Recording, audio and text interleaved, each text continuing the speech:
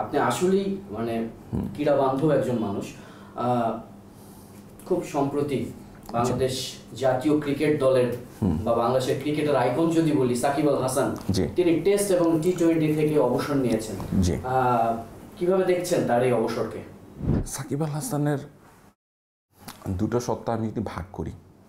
একটা সত্তা হচ্ছে একজন ক্রিকেটার সাকিব আল হাসান এবং একজন রাজনীতিবিদ সাকিব আল হাসান। রাজনীতিবিদ সাকিব আল হাসান একদমই শেষের দিকে এসে এই যে নির্বাচনে আত্মপ্রকাশ হয়েছে তার। আমি আগে ক্রিকেটারের কথাটা বলি। নিঃসন্দেহে একজন ক্রিকেটার হিসেবে he is one of the greatest cricketer ever. আমরা বাংলাদেশিরা অনেক বেশি প্রাউড ফিল করতে পারি সাকিবকে নিয়ে, এবং আমি নিজে কিন্তু মারাত্মক ফ্যান সাকিবের, ক্রিকেটার সাকিব আল হাসানের। ইন সাম এক্সটেন্ট ছিলাম বললেও ভুল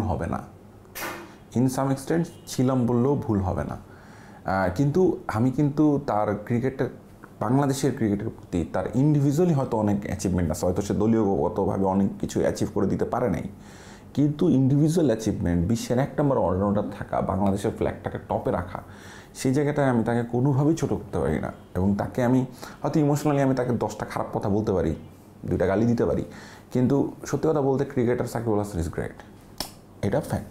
এবার আসেন রাজনীতিবিদ সাকিব আল হাসান।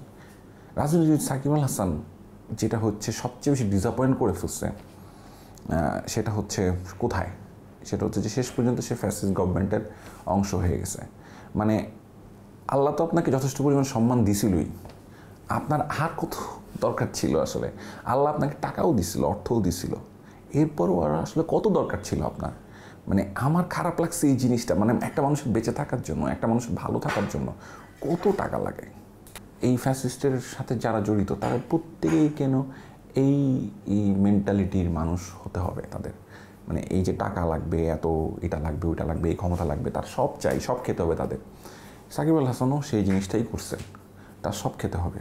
আমরা তার শেয়ার মার্কেটের ঘটনা জানি, আমরা তার চিংড়ি ঘেরের ঘটনা জানি, আমরা তার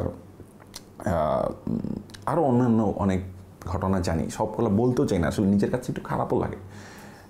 তো এত এত ঘটনা, এত এত বিষয় আসলে ঘটছে।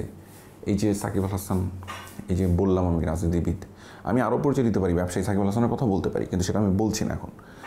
তো ফ্যাসিস্টের সাথে যে সরাসরি ফ্যাসিস্টকে সাহায্য করার, ফ্যাসিস্টের পক্ষে থাকাটা আমার মনে হয় খুবই রং ডিসিশন ছিল। এবং সাকিব আল হাসানের জীবনের সবচেয়ে বড় ভুল ছিল আমার মনে হয় এটাই। এবং হয়তো সাকিব আল হাসান নিজেও রিয়ালাইজ করতে পারেন যে এত সম্মানের জায়গা থেকে, এত ভালোবাসার জায়গা থেকে উনি হঠাৎ করে কীভাবে পড়ে গেলেন। হ্যাঁ, গুটি কয়েক কিছু মানুষ যারা এখনও ফ্যাসিস্টকে পছন্দ করে, তারা হয়তো সাকিব আল হাসানের এই দিকটি, এই বদগুণটা হয়তো দেখবে না, কিন্তু যেটা সত্য সেটা সত্যই। তো আল্লাহ সম্মান দিছিলেন, অর্থ দিছিলেন, প্রতিপত্তি দিছিলেন, সবই দিছিলেন, এবং ক্ষমতাও দিছিলেন। বাংলাদেশ ক্রিকেটের সবচেয়ে ক্ষমতাধর ক্রিকেটার, এটা নিয়ে কোনো সন্দেহ নেই। ইভেন মাশরাফির থেকেও সে ক্ষমতাধর ক্রিকেটার আমি মনে করি। তার কথা, সে খেলবো না, স্ট্যাম্পে লাথি মারবো। আমরা কিন্তু স্ট্যাম্পে লাথি মারবো অনেক সময় সাপোর্ট করছি, নিশ্চয়ই সাকিব ভালো কিছু করছে, এইরকম ভাবছি, এরকম ব্লাইন্ডলি সাপোর্ট করছি। সো এনিওয়ে, আমি যদি সাম আপ করি, যেহেতু উনি এখন শুধু ওয়ানডেটাই খেলবেন, উনি বলতে চাইতেছেন যে আমি যেটা দেখলাম যে উনি টি-20 এবং টেস্ট থেকে উনি অবসর ঘোষণা অলমোস্ট করে দিয়েছেন, বা মানে করে দিয়েছেন আর কি। তো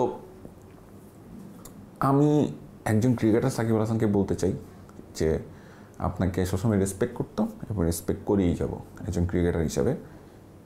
বাট আরও অন্যান্য যে আপনার চ্যাপ্টার আছে আপনার লাইফের, সেগুলোতে আসলে আমাদের মতো মানুষের আসলে আপনার পক্ষে বলার মতো কিছুই নাই।